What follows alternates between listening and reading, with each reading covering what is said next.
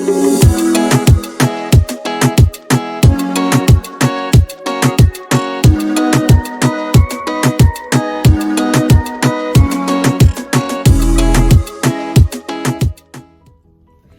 Killy family, welcome back to the Claws by Killy channel. Today I have a lot of exciting news and I'm gonna get to the nitty-gritty of our nail business and we're gonna talk about it. But before we do, please subscribe and hit that notification bell so you can see more videos like this. Alright, so today, ladies and gentlemen, we're gonna talk about the business side of nails. So I know about 3 weeks ago or 4 weeks ago, I made a video talking about me going back to nail school, right? Well, not back, but me going to nail school to become a nail tech and get licensed. Now, with getting licensed, I have my business goals. And this right here, ladies and gentlemen, is my manifestation notebook for my business. So I write all of my goals here. I write down things that I need to accomplish, ideas that I might have for the future for my business. So that's something that you should be doing if you are trying to start any business, a beauty business, a nail business, any business in general. You know, draw your logo out, draw out what you want it to be called, what the aesthetic of your business, how you want it to look. Right? What is the aesthetic of your business gonna be? But before we get into all of that, that's just the brainstorming stage. And we'll talk about that in another video. This video is gonna be more so about the actual business side, like starting the business. What do I have to do, Killy, if I wanna start a business? These are the simple 5 things that I did in order to start my business.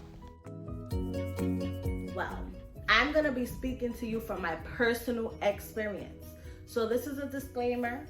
I am not a professional accountant. I am not a professional person that's gonna form your business. I am not. I am only an individual who did my own research, and I am going to be talking to you about what I have been working on these past 3 weeks that I have not gave you guys an entertaining, fun video. All right.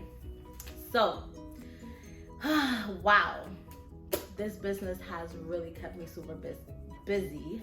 I'm gonna say not only have I worked on forming the business, but I also worked on the back end stuff of forming a business, such as websites, such as promotions for your clients, prices. How do you even get to a price, right? How do we set prices for our services? That's gonna be in another video, but I just wanna give you a heads up of videos to come, okay? So, nail business, where do you even start? What are we supposed to be doing?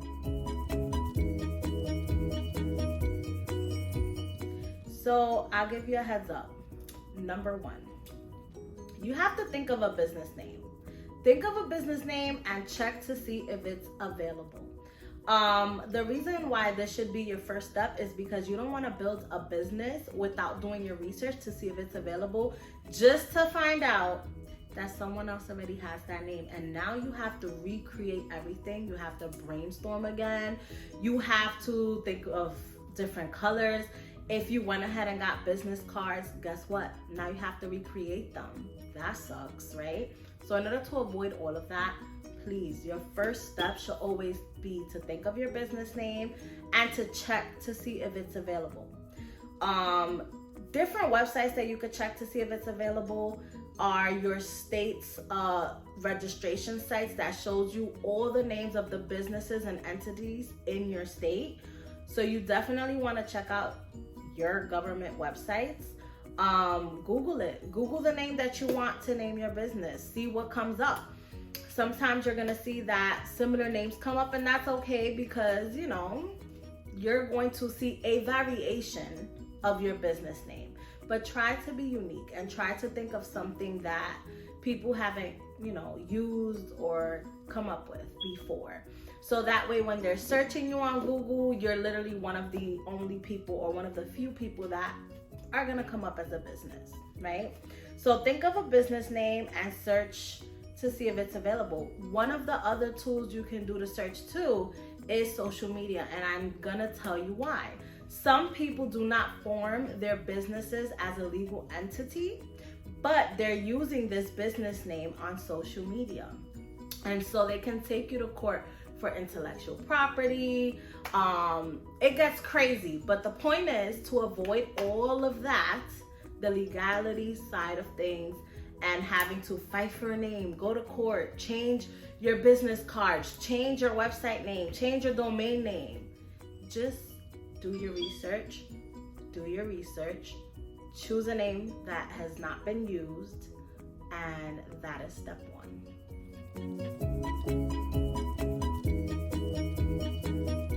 Now, step two, we're gonna talk about getting a virtual address. So there's different reasons why you should get a virtual address if you are not using a commercial address. So for example, if you are a beginner nail tech, but you sell press-on nails, you're selling press-on nails from your home business, you're selling press-on nails and you're mailing it to people, and you use your house address for your business. All businesses information is public information. So if you're on social media and you're on Instagram and your name is ABC123456789 nails, right? And you used your home address to form your business, I'm gonna go online and Google your business name and I'm gonna get your address. You do not want random people knocking on your door different times of the day. Hey, ABC123, can you give me some nails? Like I want some press-on nails. How much? How much would you do it for me for? No, that's not what we're gonna do. You don't want random people showing up at your door. You don't want people to have your private information. That's private and it's a safety risk. And you should get a virtual address if you don't want your home address to be public information. Certain entities as well.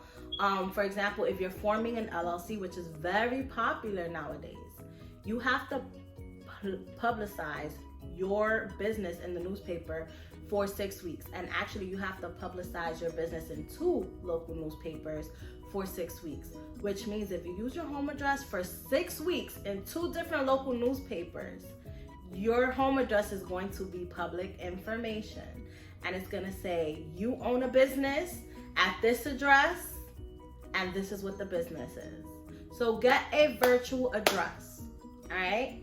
The one that I went with was Alliance. And the reason why is because they have offices that I can go to. Not only is it a virtual address and they'll receive my mail there, I can choose for them to forward my mail to me. And I can also choose to go pick it up in person. If I need an office, I could call them up and say, hey, I need an office for a couple hours, or I need an office for a day. They quote you a price, bam, done. You have an office. If you need to take a conference, you can say, hey, I want a conference. I kind of want some snacks. And I also want free parking for my guests. They set it up, they quote you a price, and it's done. It's done for you. So you also have like your own personal receptionist, pretty professional stuff. One of the best benefits of Alliance too is many banks accept them. Please do your research when choosing a virtual address. Not a lot of banks choose certain virtual addresses. I think it's Alliance, Regis, and I forget what's the third one, but do your own research. There's several virtual addresses that have physical addresses, and banks will basically list your business as a commercial business because they give you a commercial address to use. And so it's definitely worth it. Please get a virtual address if you don't want your private information to be public knowledge. That's number 2. Number 3, you need to get a separate business number. Now, one of the things that I'm going to recommend, and this is your personal preference, do not use a cell phone number because, again, if you do your own research when it comes to your future plans, if you want to eventually get funding for your business from a well-known reputable bank, you need to get a 1-800 toll-free number. This will give status to your business. Your business will be bougie, okay? And it'll be a legit business versus someone calling myself and I'm like, yeah, ABC123 Nails, what's up? You want to schedule an appointment? Now, clearly, you're not going to talk like that, right? But the point is, you want, again, your number type to not show up as mobile. It has to be like, you need to look like you're a corporate business, all right? You know how they say dress for the job? Dress for the job you want. Dress for, like, set your business up for the type of funds you want from the bank, okay? A bank is not gonna give you $200, $300, $400, $500,000 and you have your New York City rented apartment address listed as the business. No. They need to know that the person that they're giving funds to is reputable. Number one thing to always keep in your mind. Is my business reputable? How do I know this? Is my business listed as a commercial business? You want to check what your business is listed as. That's number 3. Get a business toll-free number. Also, get a business email. All right? Now, some of these things don't have to be step 3 because it could be kind of technically included in step 4, and I'm going to tell you why. So step 4 is form an entity. I use personally InkFile to form my entity, and the reason why I use InkFile to form my entity is because they had kind of like a package deal where you pay a couple extra and you get a registered agent, which is something you're also gonna need, someone to accept mail on your behalf. If you list yourself as a registered agent, again, your home address will be public information. You do not want to have your home address or your job address as public information. Okay, so do not list yourself as a public agent unless you don't mind that your house is like public information. Okay. So again, with InkFile, you pay a little extra fee. You get a virtual address, but not like Alliance. It's strictly just virtual mail. They're not gonna mail forward you anything. So I wouldn't suggest using their virtual address for any banking. But you will get a registered agent, a virtual address. They will have Bank of America call you to set up your business accounts and offer you a business credit card. You will also get a free 30-minute tax consultation based on the entity type that you have, and they will go over with you what are some deductions, what your taxes will look like. What else did they have that I loved? Trying to think. They basically did everything for you. You didn't have to worry about anything, and they get it to you in a business day. And I enjoyed that. They also give you, they set you up with a free domain for a year. And also they set you up with a free business email. The only thing that you would have to get on your own outside of this InkFile package, and I believe that's the gold package, it was like $533 if you did the virtual address. If you're not doing the virtual address, it's $503. But the only thing you would have to do outside of this package is get your toll-free number, okay? So those are some expenses that you do want to think about, but again, to tax deduction down the line. So far, the three expenses I've talked about so far is going to be your virtual address with a physical office that you can go to, your virtual address that InkFile will use to form your business and the registered agent, which is probably it's $33. So that one is $30 a month. The virtual address with Alliance, you can find some like $50 a month to $80 a month. Your toll-free numbers are going to be anywhere from $10 to $20 a month. Your email, you're going to get it for free with InkFile for a year. So all in all, you're going to spend about $100 to $150 or $120 a month in expenses towards your business. if you're doing business in your house and you're not renting a commercial place, right? This is not counting your cell phones. This is not counting, any tablets or anything else that you're gonna use for your business. But step 4 is forming the entity. And there are other agencies you can use, like Zoom, Legal Zoom. You can choose the DIY route. You could do it yourself as well. And that's probably the cheapest route.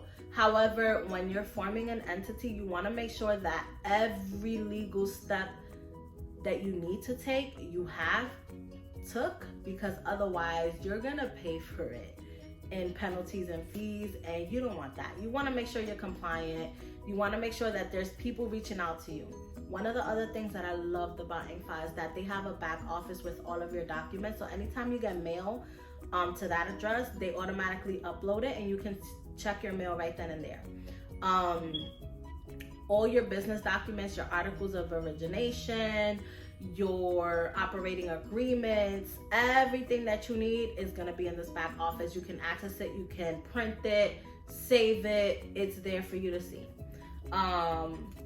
So let's get into the next step.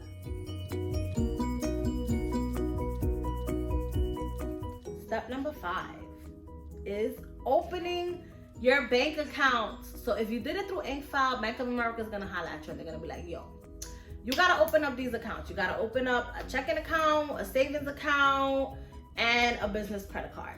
Now, this is what I would recommend. This is what I did, right? This is my personal opinion. I'm not recommending shit, matter of fact. This is my opinion. This is what I did.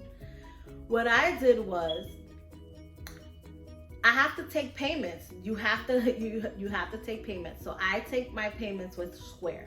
And that's gonna be another video that I'm gonna do, and I'm gonna talk about that, setting up that side of the business, the payments, the scheduling, and all of that good stuff. But look out for that video. So anyways, I have to set up my payment account through Square. Square is my landing account. That's the account that takes the card payments and where I document the cash payments. You need a bank account to take your Zelle payments. Like, people are gonna Zelle you. So you need a bank account to do that. You also need to start forming business credit, which is why you also don't want any of your personal information mixed with your business information. So open up a bank account, do your research. It doesn't have to be with Bank of America. I love Bank of America.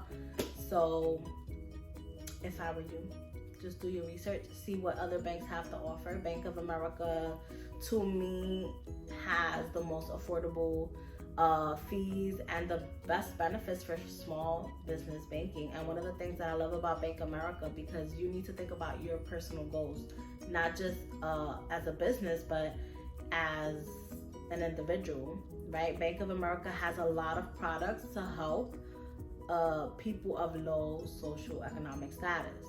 So they work very closely with NACA when it comes to like home loans, and just getting funded, for those types of projects that you might want to do in the future.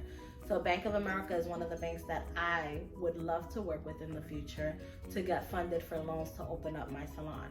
So go with a bank that you want to be funded by in the future, so that your dreams and your goals, you can meet them. So the last step, after you've done all of this, which is super important, is forming an online presence. Without an online presence, banks are not gonna lend to you, okay? And the reason why you need an online presence is because you also have to request a Dun and Brad's, a Dun number, okay? So do your research. The Dun number is basically like a social. It's not like a social, because that's like your EIN number. But a Brad number is a number given to you by that business credit bureau. That's a business credit agency. They track your business credit. They give you a number. That number is going to identify your business and tracks its credit history throughout its life of the business, right?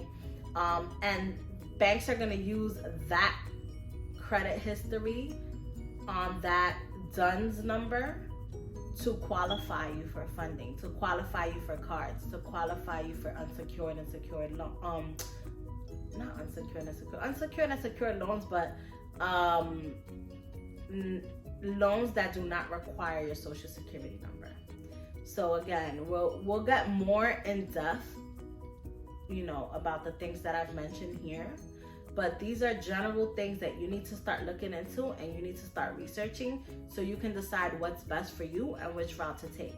But these are just some of the many things that I have been working on so far.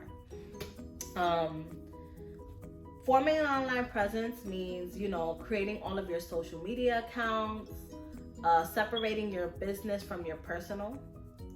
You do not want to commingle anything. Your bank accounts, your social media accounts, nothing. It is completely separate from you. And the reason why, if somebody sues you, they cannot go after your assets. They cannot go after you because you have they're going to go after your business, but you have completely separated you and your assets away from your business and the business assets. So don't commingle.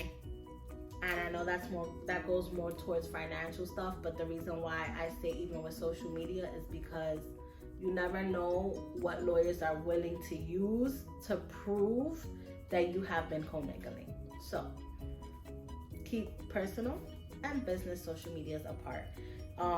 Your online presence should be in the form of a website, YouTube videos, Instagrams, TikToks, and it should have your business name. Amazon storefronts, like when you Google you and your business name, these things should be coming up, so make sure that you are forming your online presence, that you are also, if you have a commercial location, that you are registering yourself on 411 so people can review you, they can search you up, they can find you. If a bank is like, let me Google this business to see how it's doing, do people even go there? Like they're asking me to lend them money, but I don't even really know about them. So let me look them up. They should be able to find you. They should be able to find information about you. So make your online presence known. Super important in today's world. We live in a digital world, and it's super important that you make your online presence known so that your business can gain more reputation, and people know who you are, and they'll want to work with you more too. So for now, these are some of my basic general tips, and I think I gave you guys a lot of information. So if you have any questions in terms of like, how long did it take? How long did the process take? What else, did I use? How much did I pay for the Square payment? Again, we're gonna talk about it in another video, but whatever questions you have, just comment them down below and I will answer you guys, and I'm so glad to be back. I'm gonna be again shooting out some videos, not just story time now we're getting more into like the serious side of things. So the business, the nail school, the story times, you're gonna get it all. The unboxings, you're gonna get it all. You are going to see my journey, like I told you guys from the beginning to my rise, to my success. And I missed you all. I love you all. Thank you so much for your support. Thank you for continuously checking in on me and asking about me. That makes me feel so good. A million thanks. Thank you, Killy Family. So please like, comment, and subscribe.